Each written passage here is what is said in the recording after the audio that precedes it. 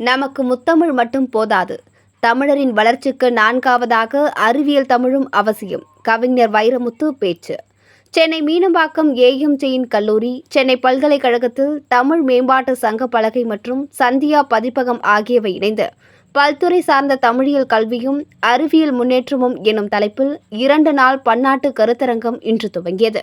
இந்நிகழ்ச்சியில் திரைப்பாடலாசிரியர் வைரமுத்து சிறப்பு விருந்தினராக பங்கேற்று கருத்தரங்க மலரை வெளியிட்டு உரையாற்றினார். தமிழர்களுக்கு உலக முகவரி கொடுப்பது தமிழ். ஆளில்லா விண்கலத்தை 2000 ஆண்டுகளுக்கு முன்பே கற்பனை செய்து பார்த்தவன் தமிழன். மேலை நாட்டினர் பொருட்களை கண்டுபிடிக்கின்றனர். அந்த பொருட்களுக்கான சொல்லை மட்டுமே நம் தமிழர்கள் கண்டுபிடித்து வருகின்றனர். நாம் பொருட்களை கண்டுபிடிக்கும் நிலை மாற வேண்டும். வேளாண் அறிவுள்ளவர்கள் தமிழர்கள். விஞ்ஞானத்தை பழமொழிக்குள் வைத்தவன் தமிழன். நமக்கு முத்தமிழ் மட்டும் போதாது, தமிழரின் வளர்ச்சிக்கு 4ஆவதாக அறிவியல் தமிழும் அவசியம். வெளிநாட்டு விஞ்ஞானிகள் நேற்று பேசியதை இன்று தமிழில் வெளியிட வேண்டும். உலகை விஞ்ஞானம் கண்கொண்டு பார்க்க வேண்டும். எவ்வளவு கடவுள் பாடல்கள் உள்ளன. அவற்றை கேட்டால் ஊரை விட்டு ஓடிவிடலாம் போல தோன்றுகின்றன. மூட நம்பிக்கைகள் ஒழிக்கப்பட வேண்டும். மது விற்பனைக்கு மத்தியிலும் தமிழகம் கல்வியில் சிறந்து விளங்குகிறது. மதுவிலக்கு இருந்தால் 100% கல்வி வளரும். முதியவர்கள், நோயாளிகள், கைவிடப்பட்டவர்களுக்கு மட்டுமே இலவசம் தேவை. இதுவரை ஆண்ட கட்சிகள் வேலையில்லா திண்டாட்டத்தை போக்க பாடுபட்டுள்ளன. தமிழில் கல்வி பயில தமிழன் தயாராக இருக்க வேண்டும் என்றார். கருத்தரங்க மலரின் முதல் பிரதியை தஞ்சை தமிழ் பல்கலைக்கழகத்தின் முன்னாள் துணைவேந்தர் ராஜேந்திரன் பெற்றுக்கொண்டு பேசினார். கருத்தரங்க நோக்கம் குறித்து கல்லூரியின் செயலர் உதன்குமார் சோரியா பேசினார். இந்நிகழ்ச்சியில் இலங்கை தேசிய கல்வி நிறுவன தமிழ் மொழித்துறை இயக்குனர் முருகேஷ் தயாநிதி, சந்தியா பதிப்பகத்தின் உரிமையாளர் சந்தியா நடராஜன், கல்லூரி இணை செயலர் ஹேமந்த் வி சோடியா, கல்லூரியின் தமிழ்துறை இணை பேராசிரியர் கோதண்டராமன் உள்ளிட்டோர் பங்கேற்றனர். தமிழர்களின் அறிவியல் உங்கள் அக வாழ்க்கைக்கு வாழ்க மாணவர்கள்.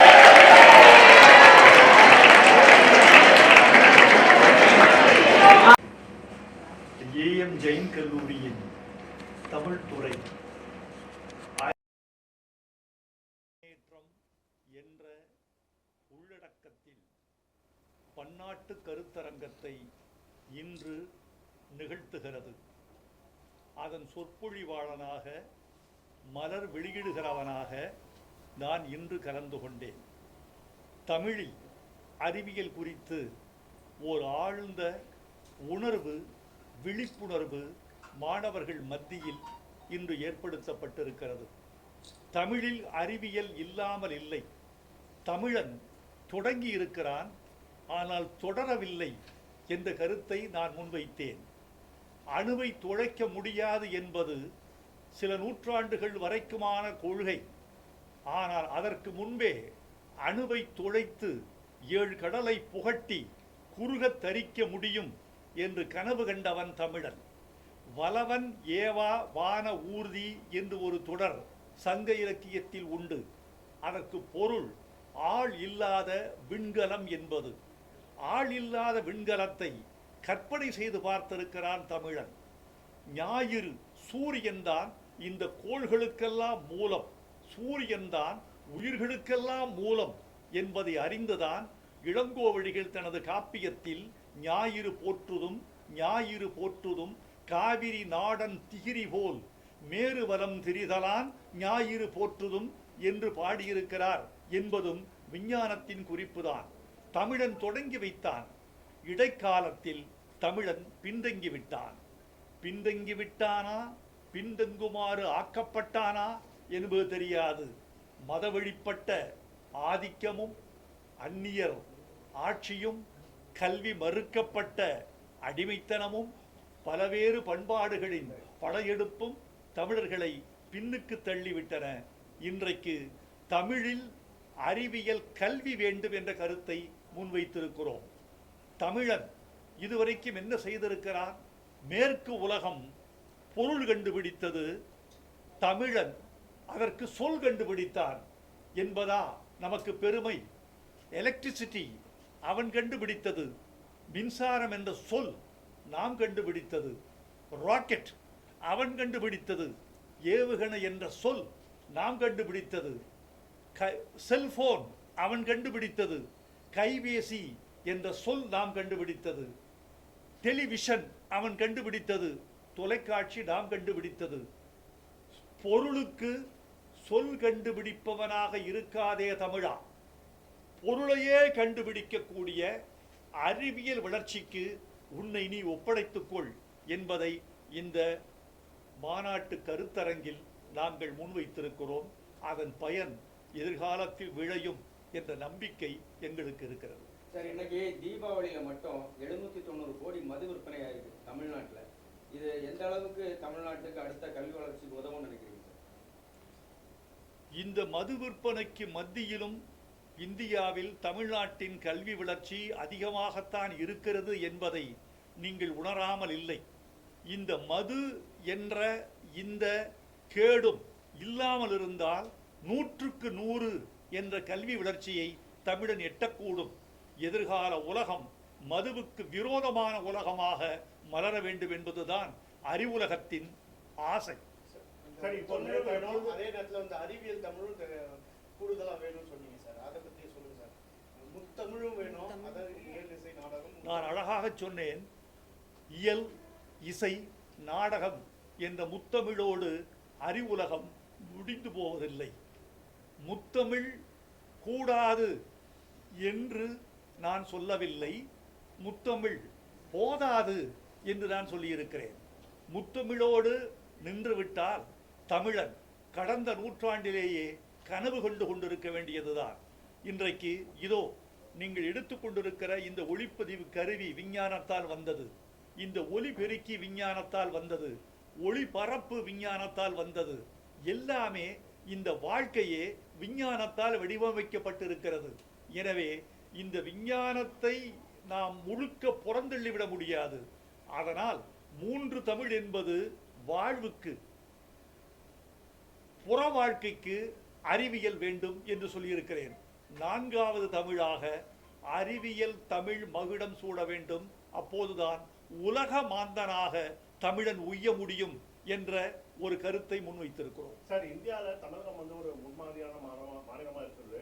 ஆனால் தற்போது இங்க இருக்கக்கூடிய இளைஞர்களுக்கு வந்து அரசியல் புரிதல் இல்லை. அதாவது ஒரு ஒரு கொள்கை இல்லாத ஒரு சினிமா, அதாவது வேறு ஒரு பகுதிகளில் இருக்கக்கூடியவர்கள் பின்னால் வந்து இளைஞர்கள் சொல்றாங்க, அவர்களுக்கு அரசியல் புரிதல் இல்லைன்னு சொல்லிட்டு சமூக வலைத்தளம் சொல்லப்படுது. ஆனால் அந்த இளைஞர்களுக்கு அரசியல் புரிதல் வந்து இதற்கு முன்னாடி ஆண்ட கட்சிகள் யாருமே வந்து கட்டுப்படுத்தாங்க. அவங்க சைடு ஒரு மனுஷன் வந்து பார்க்க போகுது. உங்களுடைய அறிவான கேள்வியை நான் ரசிக்கிறேன் தோழரே, ரொம்ப மகிழ்ச்சி. இந்த கருத்தை நான் சொல்வதற்கு ஆசைப்படுகிறேன்.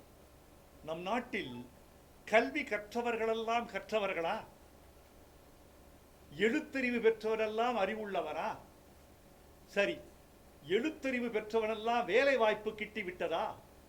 இந்த நாட்டில் ஒரு பக்க அரசியல் புரிதல் இல்லாமல் இருப்பதற்கு காரணம் கல்வி முழுமையில்லை என்பது, பள்ளி கல்வியோடு பல பேர் தங்கள் வாழ்க்கையை முடித்துக் கொண்டார்கள் என்பது, இன்னொன்று படித்தவர்களுக்கெல்லாம் வேலை இல்லை என்பது, இன்னொன்று படித்தவர்கள் பல பேர் பொறுப்பில்லாமல் இருக்கிறார்கள் என்பது. இந்த நாட்டில் இனிமேல் உங்களுக்கு வேலை செய்வதற்கு தவிர வேறு நேரமில்லை என்று மாற்றினால் ஒழிய இந்த உலகம் தன்னை முழுமையாக புரிந்து கொள்ள முடியாது என்று நினைக்கிறேன். உதாரணம் சொல்லுகிறேன், ஒரு 10 மணி நேரம், 8 மணி நேரம், 15 மணி நேரம் ஒரே இடத்தில் தமிழர்கள் நிற்கிறார்கள் என்றால் அதற்கு என்ன பொருள் என்று நான் தமிழ் சமூகத்தை பார்த்து ரொம்ப நேர்மையோடு கேள்வி கேட்கிறேன். என்னை கொண்டு போய் 8 மணி நேரம் ஒரு இடத்தில் உட்காருங்கள் என்றால் நான் உட்காருவேனா? நீங்கள் உட்காருவீர்களா? இதோ இந்த தமிழ் பேராசிரியர் ஒரு இடத்தில் உட்காருவாரா? 8 மணி நேரம் எனக்கு பணி இருக்கிறது. வேலையில்லா திண்டாட்டம் என்பது இந்த அரசியல் புரிதலின்மைக்கு ஒரு அடிப்படையான காரணம். இவைகளையும் சேர்த்துத்தான் தமிழகத்தின் அரசியல் முன்னெடுக்க வேண்டியிருக்கிறது, பொருளாதார சீர்திருத்தம் முன்னெடுக்க வேண்டியிருக்கிறது. இன்றைக்கு வெறும் இலவசம் மட்டுமே தமிழர்களை மேம்படுத்திவிட முடியாது என்பதை எல்லா அறிவாளிகளும் சொல்கிறார்கள். இலவசம் என்பது யாருக்கு? முதியவர்களுக்கு, நோயுற்றவர்களுக்கு, கைவிடப்பட்டவர்களுக்கு, இவர்களுக்கு மட்டும்தான் இலவசம் என்பது சரியாக இருக்கும். எல்லாருக்குமா இலவசம்? எனக்கு எதற்கு இலவசம்? கைகால்கள் நன்றாக இருப்பவனுக்கு எதற்கு இலவசம்? உழைக்க தெரிந்தவனுக்கு எதற்கு இலவசம்? என்று கேட்கக்கூடிய கேள்வி தமிழர்களின் கேள்வியாக மாறுகிற போது அரசியல் புதிய வடிவெடுக்கும். அப்பனா இப்போ ஆண்ட கட்சிகள் யாருமே இங்க இருக்கக்கூடிய இளைஞர்களுக்கு போதுமான வேலை வாய்ப்புகள் அமைத்து தரணும்னு சொல்லி நீங்க கூட வரீங்களா? இல்லை, அதாவது ஆண்ட கட்சிகள் அனைத்துமே வேலையின்மைக்கு தீர்வு காண முயல்கிறார்கள் என்பதுதான் உண்மை. முயற்சி முற்றுப்பெறவில்லை என்பது உண்மையிலும் உண்மை. அறிவியல் சார்ந்த தமிழ் வளர்ச்சிக்கு என்ன மாதிரியான நடவடிக்கை எடுக்கணும்? அறிவியல் சார்ந்த தமிழ் வளர்ச்சிக்கு முதலில் அறிவியல் சொற்கள் கண்டறியப்பட வேண்டும். தொழில்நுட்ப கல்வி அறிவியல் தமிழில் இருக்க வேண்டும்.